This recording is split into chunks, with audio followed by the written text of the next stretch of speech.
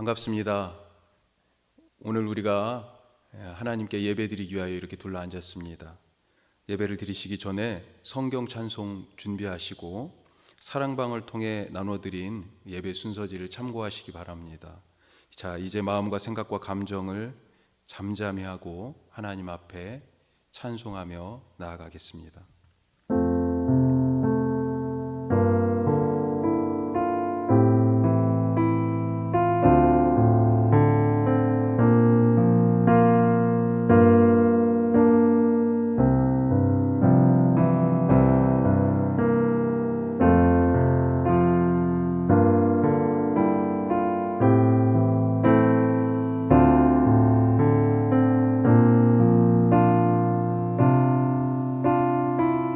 주의 보좌로 나아갈 때 주의 보좌로 나아갈 때에 어떻게 나가야 할까? 나를 구원한 주의 십자가 그것을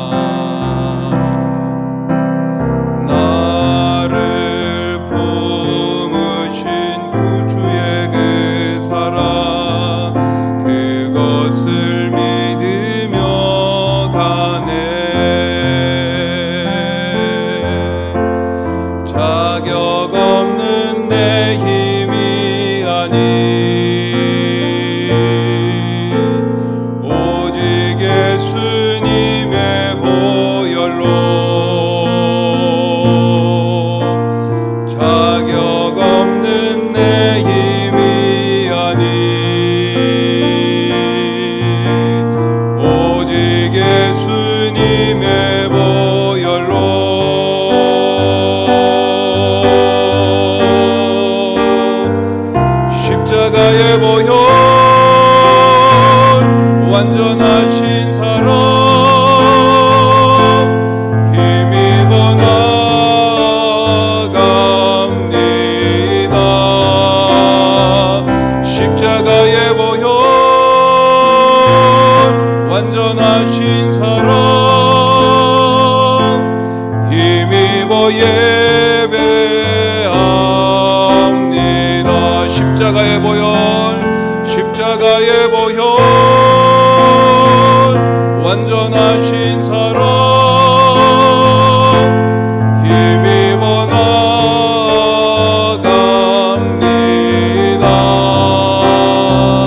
십자가의 보혈 완전하신 사랑 힘입어 예배합니다.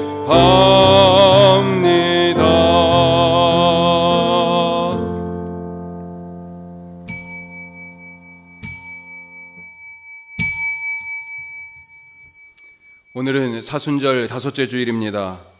우리가 코로나19 확산 대응을 위해 오늘 다섯 번째 온라인 예배로 하나님 앞에 드립니다.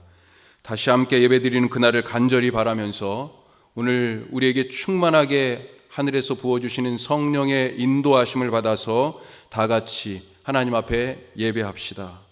주님이 사마리아의 우물가에서 인생의 목마른 여인에게 이렇게 말씀하셨습니다.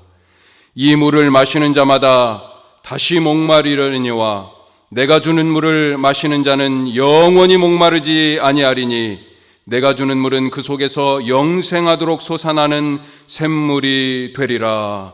하나님은 영이시니 예배하는 자가 영과 진리로 예배할지니라.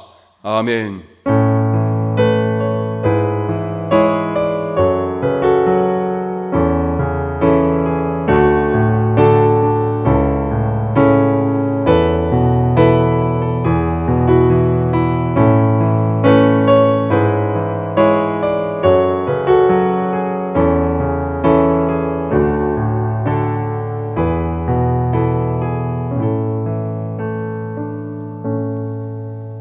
아버지, 세상 근심 걱정, 그 많은 생각과 일들을 다 주님 앞에 내려놓고 이 시간 땅의 것을 바라보지 않고 오직 십자가의 예수님만 바라보고 하늘 보좌에 앉으신 아버지 하나님께 우리의 눈을 맞추며 성령으로 충만하여 주 앞에 예배합니다.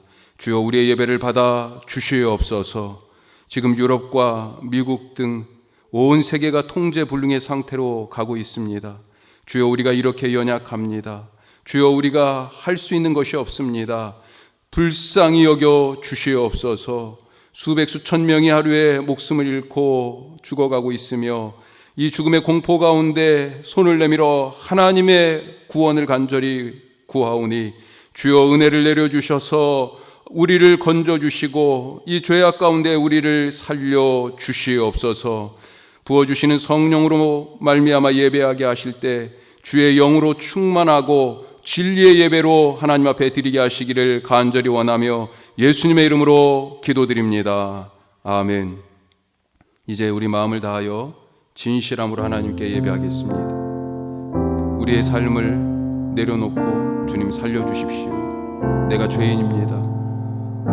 우리의 이 아무것도 할 수 없는 것을 보시옵소서. 주님만이 하실 수 있음을 믿습니다. 고백하며 우리 간절하게 우리의 삶과 우리의 죄 주 앞에 내려놓으며 기도하겠습니다.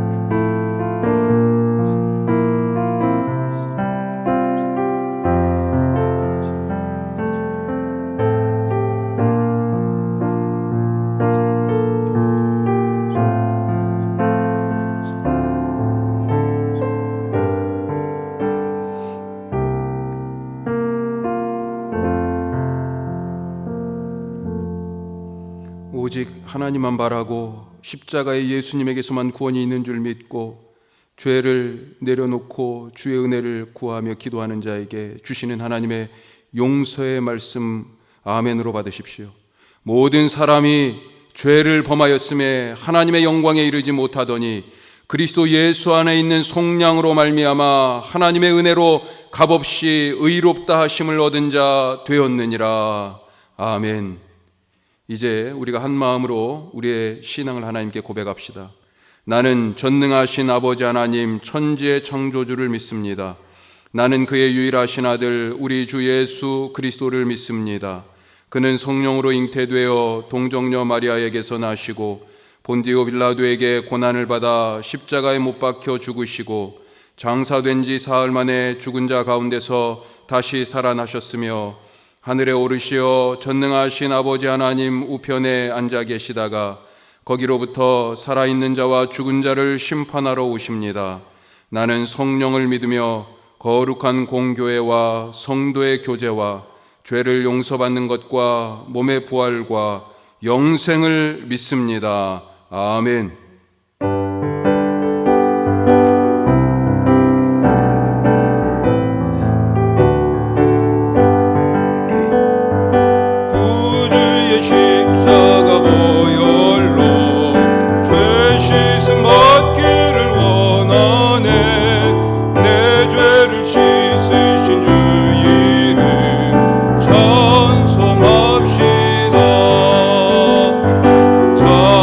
찬송합시다.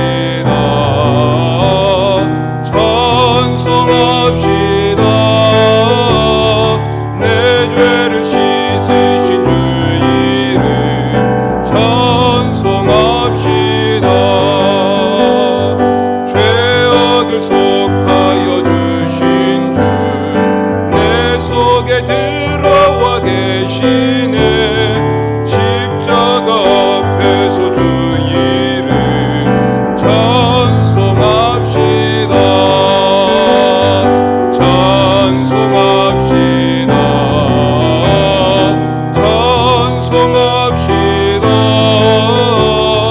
내 죄를 씻으신 주 이름 찬송합시다. 주 앞에 흐르는 생명수 날 씻어 정하게 하시네. 내 기쁨 정성을 다하여 찬송합시다. 찬송합시다. 찬송합시다.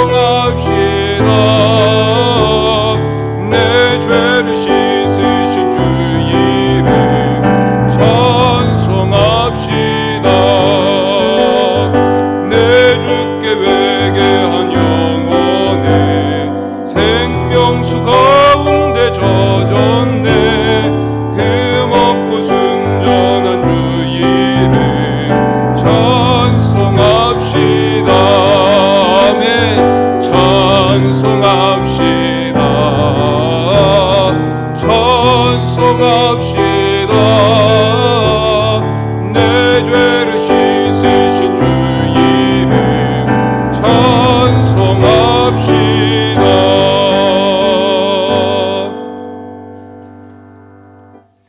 이제 우리 시편 119편으로 함께 하나님께 기도하겠습니다. 이미 우리 사랑방을 통해서 카톡으로 나누어드린 오늘 예배 순서지 다음 페이지 우리 시편 119편으로 드리는 기도, 우리 하나님께 함께 읽으며 기도하겠습니다. 기도드립니다. 은혜로우신 주님, 당신의 이름을 사랑하는 우리에게 얼굴을 돌이키사 불쌍히 여겨 주소서. 당신의 약속에 힘을 얻어 꿋꿋이 걷게 하시고 악이 우리를 이기지 못하게 하소서. 사람들의 압박에서 우리를 건져주시어 오직 주의 말씀대로 살게 하소서. 부족한 종들이지만 웃는 얼굴을 보이시고 주님의 뜻을 가르쳐 주소서. 사람들이 당신의 법을 듣지도 또한 지키지도 않으니 시냇물처럼 눈물이 흐릅니다. 세상이 주님의 말씀을 기억하지 않으니 그저 참담한 마음입니다. 하지만 주님은 공정하시며 당신의 결정은 언제나 옳습니다. 주님의 약속은 조금도 틀림이 없습니다. 아무리 어려워도 지켜진 주님의 약속, 그 약속을 믿음으로 세상이 우리를 비웃는다 해도 우리는 주님의 그 약속의 말씀을 잊지 않겠습니다. 언제나 진실하신 주님의 말씀을 기억하오니 이제 주의 뜻을 깨닫게 하시고 몸소 살아가게 하소서. 주님의 말씀을 지키며 주의 뜻을 따르기 원하여 날마다 부르짖으며 주야로 말씀 앞에 엎드리오니 우리의 마음을 기쁘게 받아 주시옵소서. 약할 때 강함 되시며 나의 보배가 되시는 예수님의 이름으로 기도합니다. 아멘.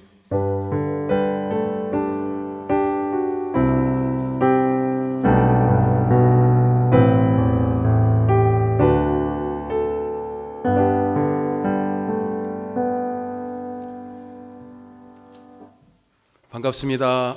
한 주간도 잘 지내셨죠? 하나님이 주시는 평화와 강건함이 여러분의 삶에 넘치시기를 축복합니다.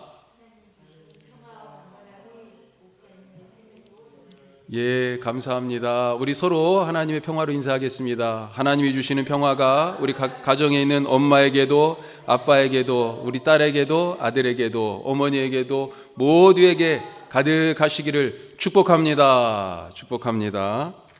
특별히 우리 교회학교 어린이들 보고 싶습니다. 많이. 오늘 사순절 5번째 주일 또 5번째로 온라인 예배 드립니다. 벌써 3월 한 달이 통째로 같이 모여서 예배를 못 드리고 이렇게 가게 됐네요.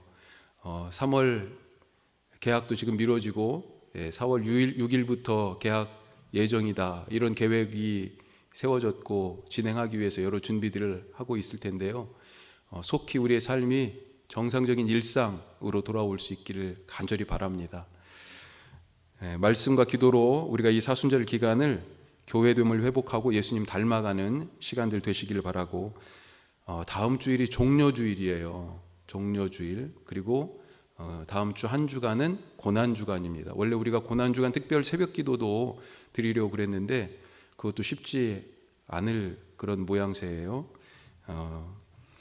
우리 이 온라인 예배가 더 잘 이어져서 각 가정에서는 가정 예배로 그렇게 정착할 수 있기를 바라고요.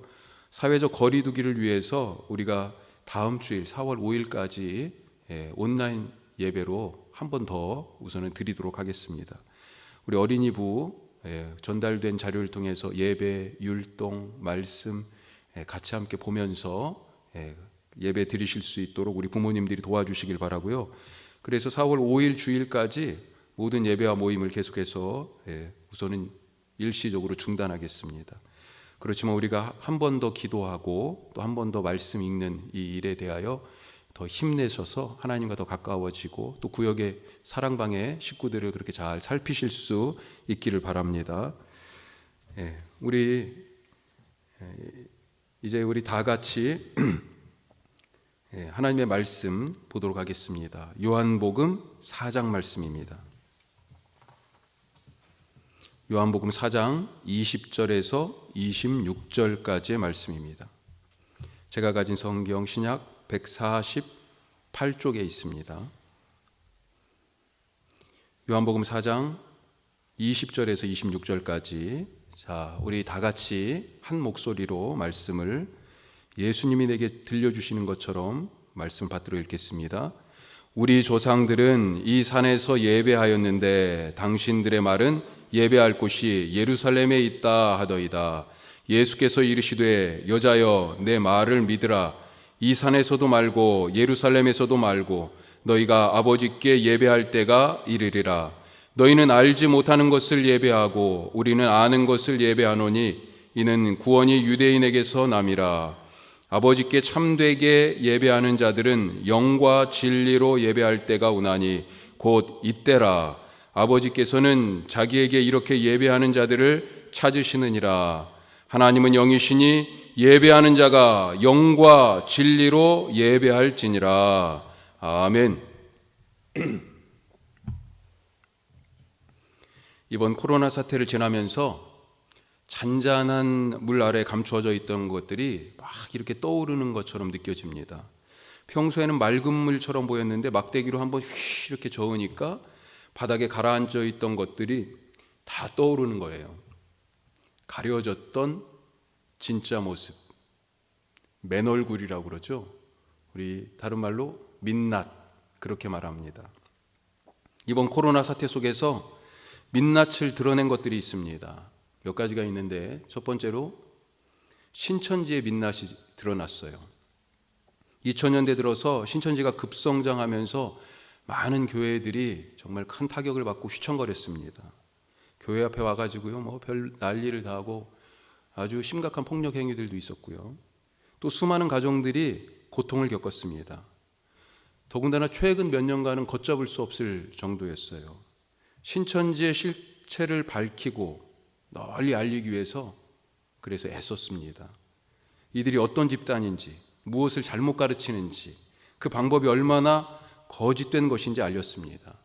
집 나간 아내, 그런 자식들을 찾기 위해서 나섰어요. 그런데도 해결이 안 됐습니다.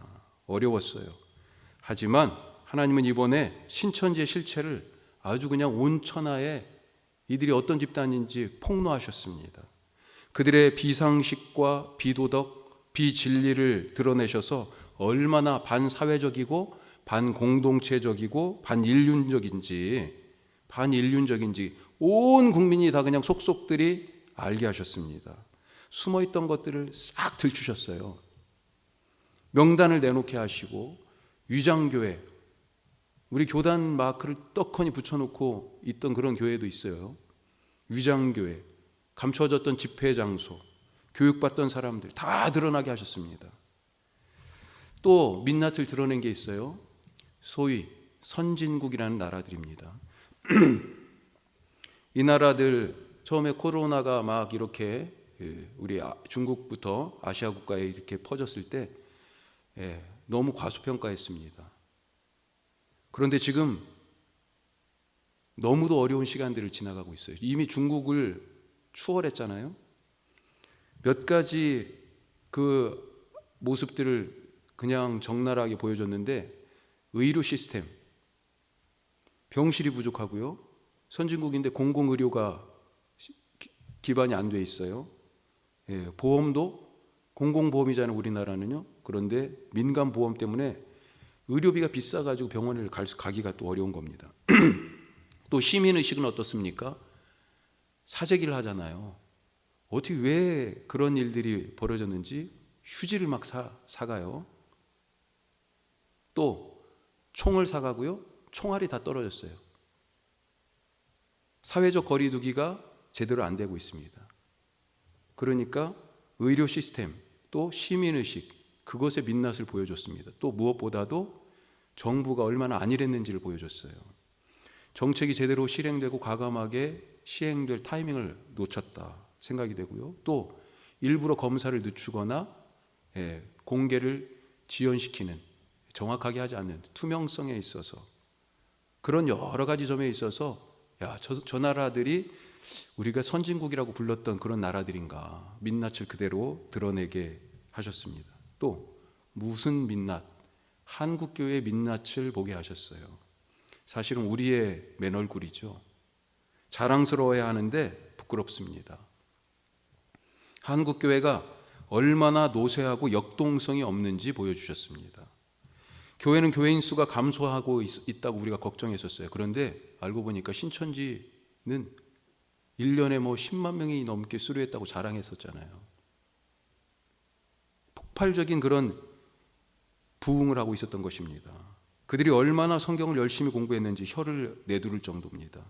그들을 거울 삼아 우리가 얼마나 안일한 신앙생활을 하고 있는지 비춰보게 하십니다. 오히려 그 사람들은 어떤 태도를 갖고 있어요? 부모, 자식 간의 그런 관계까지도 다 끊는, 어떻게 보면 그들식, 이런 표현이 좀 그렇습니다만, 순교자적인 태도를 가지고 그 신천지에 뛰어들었어요. 그런데 우리는 어때요? 이 교회를 너무 유유자적하게 취미생활 하듯이 다니고 있던 것은 아닙니까? 교회도 어떤 민낯을 보였냐? 교회가 참 상식이 없다, 비상식적인 모습을 보여줬어요. 성도들의 입에 소금물까지 뿌려주면서 예배드리다가 다수의 확진자가 나왔습니다. 사람들이 교회를 얼마나 상식도 없는 집단이다라고 생각하겠습니까? 더군다나 미신적이기까지 합니다. 저희 청평 가평 쪽에 아주 큰 금식 기도원을 하는 그 교회, 그 기도원에 모태가 되는 교회에서 설교 시간에 이런 얘기를 했어요. 예배 드릴 때 신선한 공기가 하늘에서 내려와서 우리는 마스크 쓰지 않아도 된다. 이런 기사들이 나가는데 보통의 사람들이 교회를 어떤 집단이라고 생각하겠어요? 비상식적이다, 미신적이다. 또 교회에 어떤 모습이 보였습니까? 자기들만 아는 이기적인 그런 민낯을 보였어요. 엊그제 금요일 날 제가 안전 안내 문자를 받았는데, 가끔 그렇게 오잖아요. 이렇게 되어 있었습니다. 코로나19 예방을 위해 각종 모임, 행사, 예배 활동 중단 등 사회적 거리두기 캠페인에 적극 동참해 주시길 바랍니다. 콕 찍어서 예배 활동이라고 그렇게 지금 얘기하고 있습니다. 그냥 종교 활동이라고 돼 있지 않고요. 교회의 예배를 지금 콕 찍어서 사실은 얘기하고 있는 거죠. 교회가 이 일에 적극 협력하지 않는다라고 하는 것입니다. 주일에 예배당에 모여 현장 예배를 강행하는 것에 대한 국민들의 시선이 곱지가 않습니다. 이것이 종교의 자유를 억압하고 교회를 핍박하는 것이다, 이렇게 주장하는 분들이 계시는데 과연 그런 것인가요? 비판이 불편하지만 비판을 듣지 않으면 예수님이 책망하셨던 바리새인들이나 율법 선생들, 서기관들과 다름이 없습니다. 예배가 너무 소중해서 포기할 수가 없어요. 그렇게 소중한 예배를 멈출 정도로 교회가 이 사회 공동체를 생각한다, 그렇게 여기지는 않을까요, 사람들이? 한국 교회가 지금 전도의 문을 스스로 걸어 잠그고 있습니다. 현장 예배를 강행하는 교회들을 보면서 사람들이 무슨 생각을 하겠습니까? 저 사람들은, 다른 사람들은 생각도 안 하는 사람들이야. 자기 믿음만 옳다고 생각하는 사람들이야. 공동체는 생각도 안 하는 이기적인 사람들이야. 말도 안 통하는 사람들이야. 교회 가면 저렇게 되는구나. 절대 교회 가지 말아야지. 이런 생각하지 않을까요? 또 한 가지 교회 민낯 중에 우리 신앙의 현 주소를 보게 됩니다. 그동안 한국 교회는 주일 성수를 신앙의 표준으로 가르쳐 왔습니다. 주일에 모여서 예배 드리는 것을 목숨보다 더 소중하게 여겨왔어요. 좋은 전통입니다. 정말로요. 정말 우리가 꼭 붙잡아야 될 아름다운 신앙의 모습이죠. 그런데 이것이 너무 문자 그대로 지금 적용되다 보니 어떤 것이 돼요? 죽은 교리가 되고 있는 것입니다. 안식일에 병자를 고쳐주는 것을 가지고 시비를 걸던 바리새인들에게 예수님은 안식일에 생명을 구하는 것과 죽이는 것, 어느 것이 옳으냐, 그렇게 말씀하셨어요. 우리는 신앙 때문에 예배를 드릴 수밖에 없습니다, 이렇게 얘기하는데, 사람들은 신앙 때문이라고? 세속적인 이유 때문이잖아, 이렇게 얘기합니다. 어떤 세속적인 이유예요? 헌금이나 교인 감소, 이것 때문에 예배 드리려고 하는 거잖아, 그렇게 생각하고 대꾸하죠. 우리 신앙의 민낯을 보고 있는 것은 아닌가요? 교회 와서 예배하는 것으로 신앙생활을 퉁쳤는데 이번 한 달을 통째로 교회에 와서 예배를 못 드리니 어떻습니까? 집에서 성경 읽어요? 기도는 합니까? 알고 보니까 지금까지 내 신앙생활이 단지 주일에 교회 가는 것, 그것이 다였던 것은 아닙니까? 예배 시간 1시간 앉아있고 나은 사람 그냥 누구 폐 안 끼치고 착하게 살아가는 것, 그것으로 예수 믿는다, 그렇게 여겼던 것은 아니에요? 제자의 삶은 그런 삶이 아닙니다. 우리가 그동안 무엇을 믿고 무엇을 가르쳤는지 지금 그대로 드러나고 있습니다. 자, 이런 점에서 지난주에는 신앙생활이 아닌 것을 통해서 진짜 신앙생활이 무엇이냐 우리가 찾아봤어요. 오늘은 예배다운 예배가 무엇인지 우리가 말씀을 나누려고 합니다. 자, 오늘 말씀에 더 앞쪽으로 보시면 오늘 말씀의 배경이 나오는데 4장 첫너머리부터 예수님이 예루살렘에 오셨다가 갈릴리로 가시면서 사마리아를 거쳐서 갈릴리로 가시는 거예요. 보통 유대인들은 예루살렘에서 갈릴리를 왔다 갔다 할 때 이 루트를 잘 통과하지 않았습니다. 사마리아인을 이방인들보다 못하다, 이렇게 생각했기 때문입니다. 원래 남유다와 북이스라엘로 이스라엘 전체가 분단된 그런 시간들이 많이 있었지만 그 전에는 어땠어요?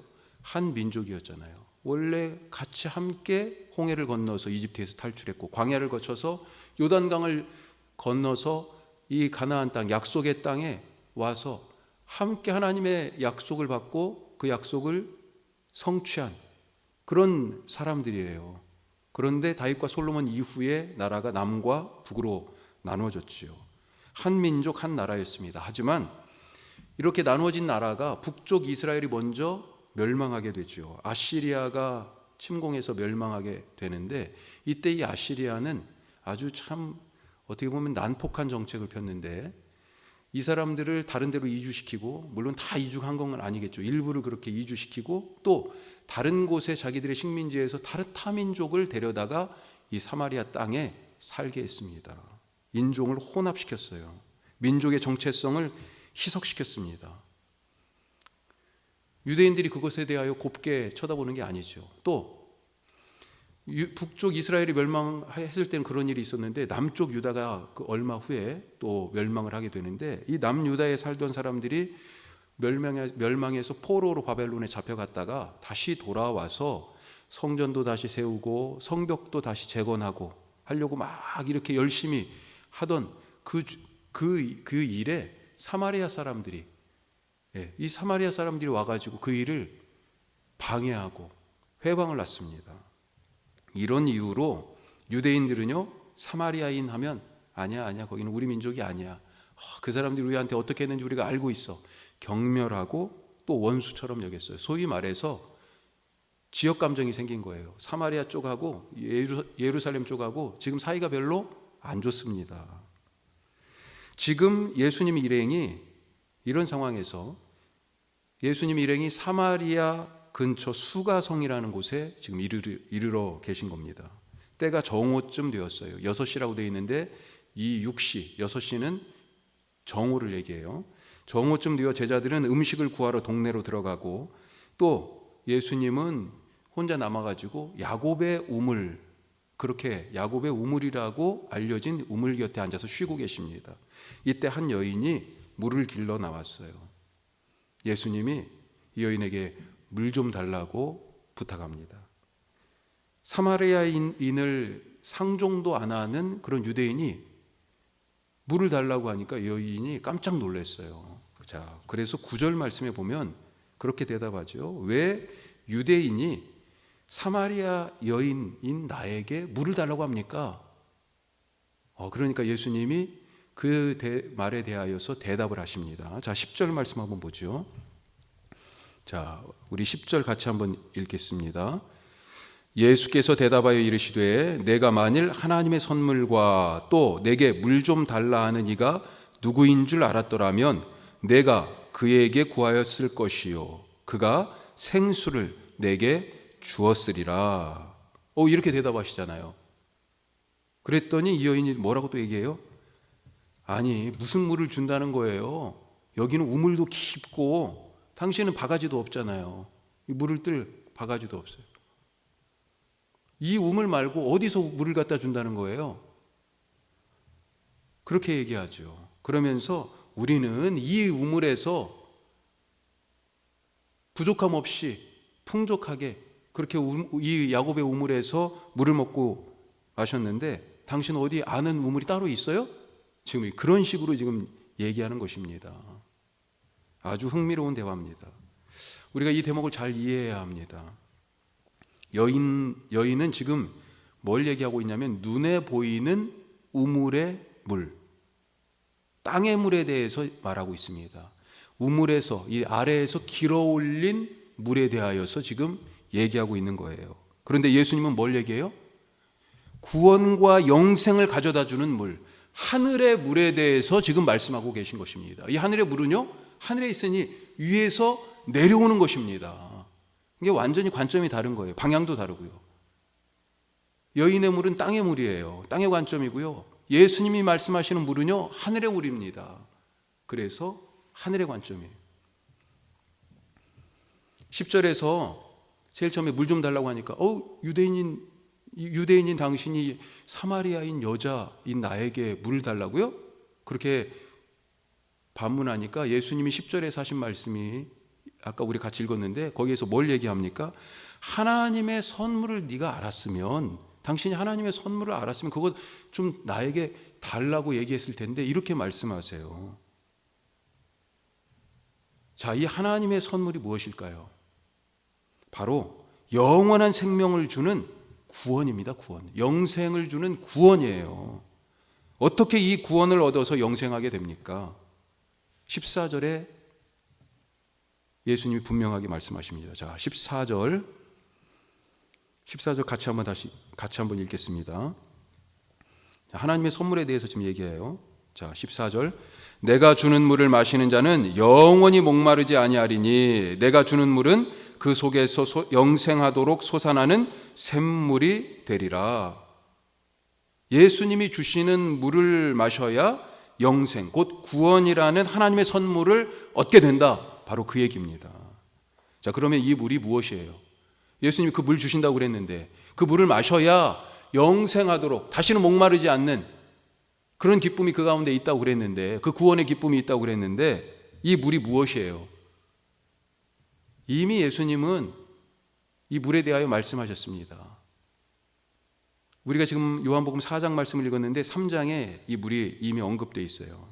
3장 3절 혹은 5절에 보면, 특히 3장 5절 같이 보죠. 앞으로 한 장 넘겨서 자, 3장 5절에서 니고데모가 찾아왔을 때 하나님 나라에 대해서 얘기하면서 뭐라고 말씀하세요? 예수께서 대답하시되 진실로 진실로 내게 이르노니, 같이 읽습니다. 사람이 물과 성령으로 나지 아니하면 하나님의 나라에 들어갈 수 없느니라. 영생이 어떻게 얻어진다고요? 물과 성령으로 거듭나야. 여기에서 이 물, 성령이 동격으로 쓰인 것입니다. 반복해서 지금 얘기하고 있는 거예요. 성령을 물이라는 은유로 지금 표현하여 말씀하고 계십니다. 좀 더 정확하게 더 뒤로 넘겨서 요한복음 7장 37절, 7장 37절에서 39절까지 말씀, 39절 앞부분까지요. 자, 요한복음 7장 37절에서 39절 앞에까지 우리 같이 읽습니다. 명절 끝날 곧 큰 날에 예수께서 서서 외쳐 이르시되 누구든지 목마르거든 내게로 와서 마시라. 나를 믿는 자는 성경의 이름과 같이 그 배에서 생수의 강이 흘러나오리라 하시니, 이는 그를 믿는 자들이 받을 성령을 가리켜 말씀하신 것이라. 내게로 와서 마셔라. 뭘 마시라는 거예요? 구원이 바로 나에게 있다, 그 얘기죠. 내가 그 물을 줄 것인데 이 물이 뭐라고요? 그들이 받을, 믿는 자들에게 주시는 바로 성령이다, 그렇게 말씀하고 있습니다. 예수님이 주시는 물이 바로 성령입니다. 성령. 누구에게 주십니까? 여기 7장 39절 앞부분에 뭐라고 써 있어요? 이는 그를 믿는 자들이 받을 성령. 자기를 믿는 자에게 이 성령을 주시는 거예요. 물처럼 하늘에서 퍼 부어 주시는 것입니다. 우리가 아까 거듭나야 된다라고 하는 3장 말씀을 읽었는데, 사람이 다시 거듭나기 위하여 물과 성령으로 다시 태어나야 영생을, 하나님 나라를 볼 수 있다 그랬거든요. 그런데 이 거듭난다라고 하는 표현이 사실 뭐라고 되어 있냐면 위로부터예요. 위로부터라는 말 뜻입니다. 성령은 위로부터 오시는, 위로부터 퍼부어 주시는 하늘의 물이다 라고 말씀하고 있는 것입니다. 예수님을 믿는 자에게 부어주시는 성령으로 구원이라는 하나님의 선물을 받게 된다 하는 것이죠. 그 구원의 선물을 받은 사람이 하나님을 예배하게 되는데, 어떻게 예배한다고요? 오늘 23절 24절 오늘 읽은 우리 본문의 요한복음 4장 23절 4절 말씀에서 이 구원의 선물을 받은 사람이 하나님을 예배하는데 뭘로요? 영과 진리로 예배하게 된다는 것입니다. 자, 여기서 영은 뭐예요? 바로 성령입니다. 성령. 진리는요, 거짓이 아닌 진짜, 그림자가 아닌 실체, 모형이나 모조품이 아닌 그런 실체의 예배를 드리는데, 이것이 성령으로 드리는 예배다 하는 것입니다. 자, 그런데 지금 예수님하고 이야기를 나누고 있는 이 여인은 자기에게는 그 구원, 당신이 주는 샘물 말고, 그 물 말고 나에게는 다른 물이 있다 지금 얘기하잖아요. 구원에 다른 길이 있다고 얘기합니다. 그걸 뭐라고 그래요? 야곱의 우물이라고 얘기하는 거죠. 야곱의 우물에서 길어올린 물이 있다는 것입니다. 야곱의 우물, 뭘 말하는 걸까요? 바로 모세의 율법을 얘기합니다. 사마리아 사람들은 율법의 말씀인 모세 오경만 믿었어요. 구약 전체가 그들에게 주어진 게 아니었어요.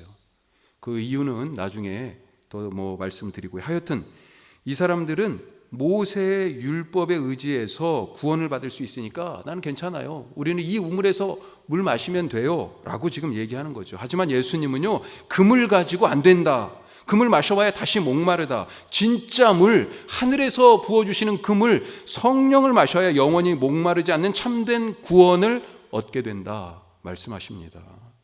자, 그런데 이 물을 누가 주셔요? 예수님이 주십니다. 내가 준다고 말씀하잖아요. 어떻게 주셨습니까? 십자가와 부활로 그 구원을 완성하심으로 주시는 거예요. 그래서 예수님을 믿어야 하는 것이죠.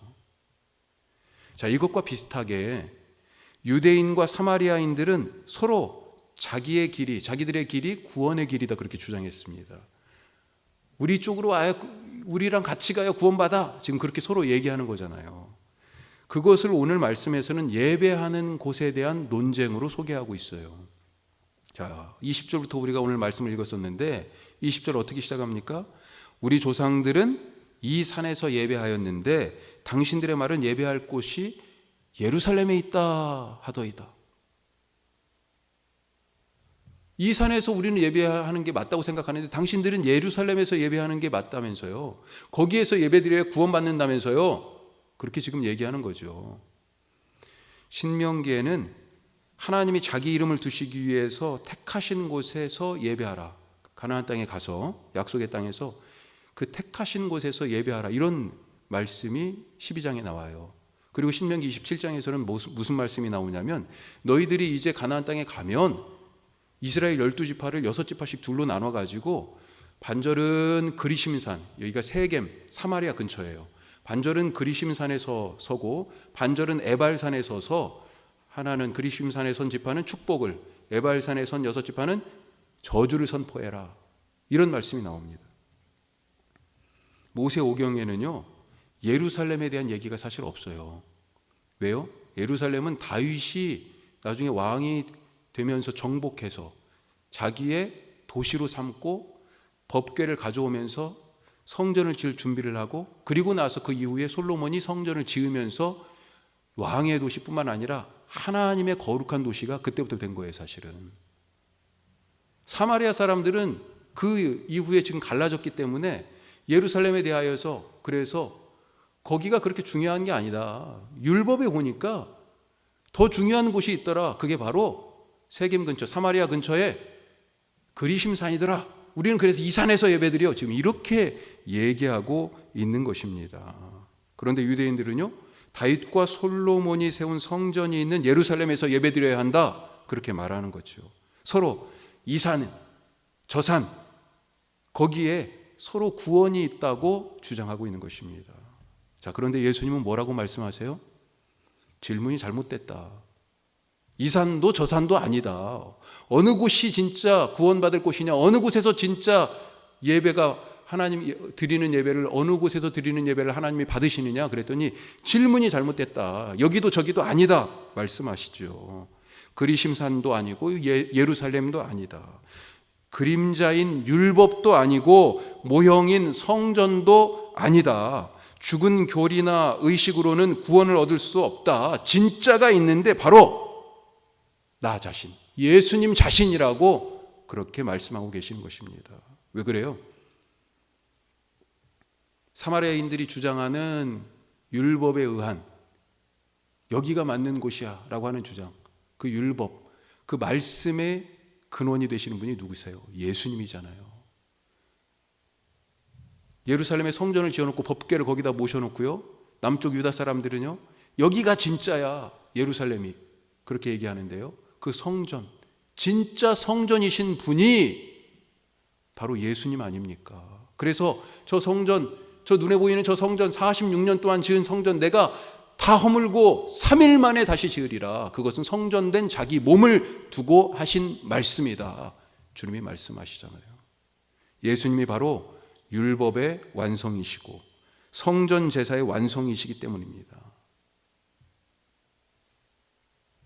예수님은 친히 희생제물이 되어서 십자가에서 죽으시고 부활하심으로 이 율법과 성전 제사를 완성하셨어요. 지금 사마리아 사람들이 붙들고 있는 이 율법도 그림자고요, 이 예루살렘에 있는 유대인들이 붙들고 있는 성전도요, 그림자예요. 진짜는 누구예요? 예수님이에요. 예수님. 이 예수님 안에서 완성된 진짜 구원, 그것을 우리에게 주신 거예요. 누가 이 구원이라는 하나님의 선물을 받습니까? 믿는 자에게 주시는 성령으로 받게 되는 것입니다. 그 성령의 사람이 모형의 성전이 아닌 진짜 성전인 예수님 안에서 종교의식의 그림자 예배가 아닌 참된 예배, 진짜 예배를 드리게 된다 하는 것입니다. 구원의 본질은 무엇을 지키느냐 아니냐 이것이 아니라 성령입니다. 예배의 본질은 여기서 드리냐 저기서 드리냐 이게 아니고요, 성령입니다. 그 성령 안에서 우리가 구원을 얻고 참된 실체의 예배를 드리게 되는 것입니다.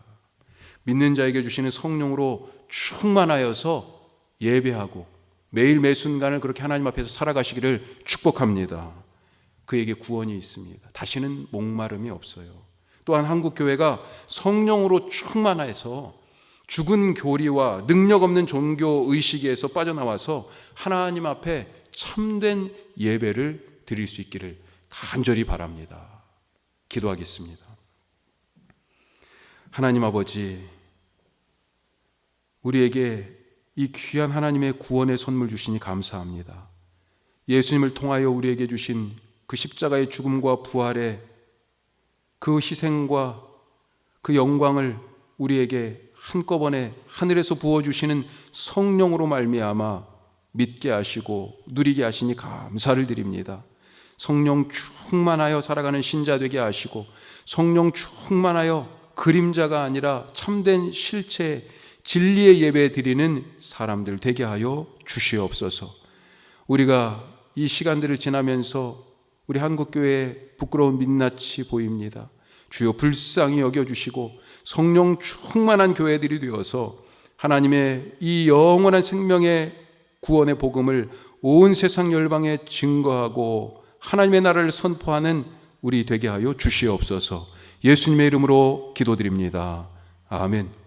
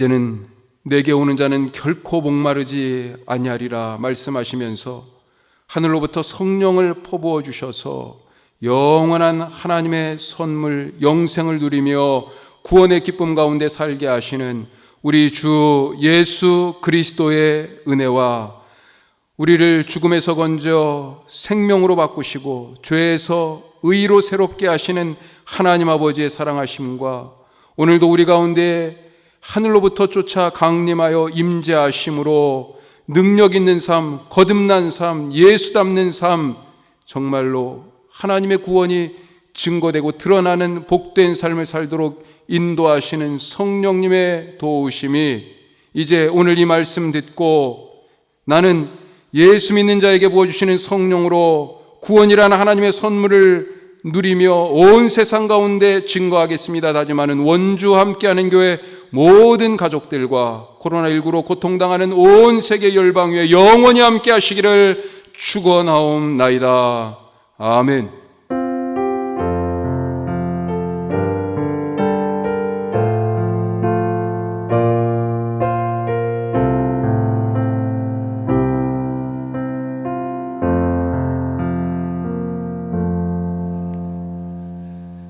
할렐루야. 하나님을 찬양하며 살아갑시다. 어떤 상황에서도 하나님 바라고 땅을 보지 않고 오직 십자가에 우리의 시선과 초점을 맞추고 하나님의 섭리를 의지하고 살아가는 복된 삶이 되시길 바랍니다. 오늘 들은 말씀 가슴속에 잘 새기고 언제 어느 곳에서든지 성령 충만한 사람으로 살아가시기를 주님의 이름으로 축복합니다. 우리 다시 만나 뵐 때까지 건강하세요.